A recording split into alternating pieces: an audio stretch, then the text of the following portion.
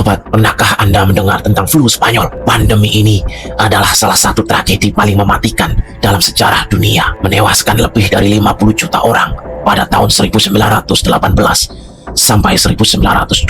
Tapi yang jarang diketahui, flu Spanyol juga menghantam Hindia Belanda, tanah air kita dulu. Dan ini bukan sekadar pandemi, ini cerita tentang kelalaian, kesombongan, dan bagaimana nyawa jutaan orang terbuang sia-sia. Kita mulai dari awal tahun 1918. Dunia sedang kacau. Perang Dunia Pertama baru saja berakhir.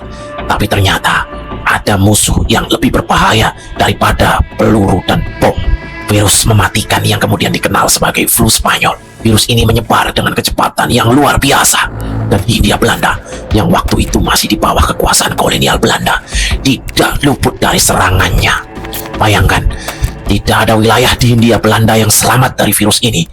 Dari Batavia, Jakarta, Surabaya, hingga ke desa-desa kecil, pelosok, semua terpapar dalam catatan resmi Dinas Kesehatan Hindia Belanda. Diperkirakan 1,5 juta jiwa melayang.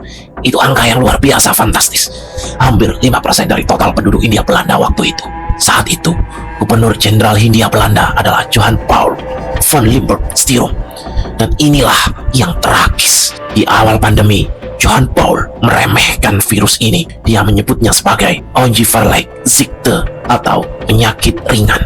Bahkan, Johan Paul menyalahkan rakyat pribumi. Dia bilang, ini semua karena gaya hidup mereka yang tidak higienis, pola makan pribumi yang buruk. Padahal, virus ini tidak memandang bulu. Baik orang Eropa, orang Amerika, orang pribumi, semuanya jadi korban. Surat kabar seperti Batavia Newsblad mulai melancarkan kritik tajam, tapi kritik yang paling keras datang dari seorang dokter pribumi yang berani. Dr. Abdul Rifai adalah seorang dokter dan anggota Volksraad, semacam parlemen Hindia Belanda. Dr. Rifai dengan tegas menuding pemerintah, terutama Johan Paul, sebagai pihak yang bertanggung jawab atas tingginya angka kematian karena mereka lambat bertindak. Saat angka kematian mencapai 900.000, barulah Johan Paul memulai bergerak. Dia membentuk influenza komisi, semacam satgas untuk menangani pandemi. Lalu dia mengeluarkan influenza ordonansi, aturan darurat yang melarang kapal asing masuk dan keluar Hindia Belanda. Tapi ini semua terlambat, saudara-saudara. Virus sudah menyebar ke seluruh negeri. Pertama, kesalahan Johan Paul terlalu lambat menyadari bahwa pandemi ini bukan sekadar penyakit ringan. Kebijakan lockdown baru diterapkan setelah korban mencapai angka jutaan. Pertama, pelajaran besar dari tragedi ini, jangan pernah meremehkan ancaman, apalagi pandemi. Sejarah berulang, saudara-saudara. Kita melihat pola yang sama di masa COVID-19. Ada yang menganggap virus itu konspirasi, ada yang menolak vaksin, dan ada yang percaya bahwa semuanya akan baik-baik saja tanpa tindakan apapun.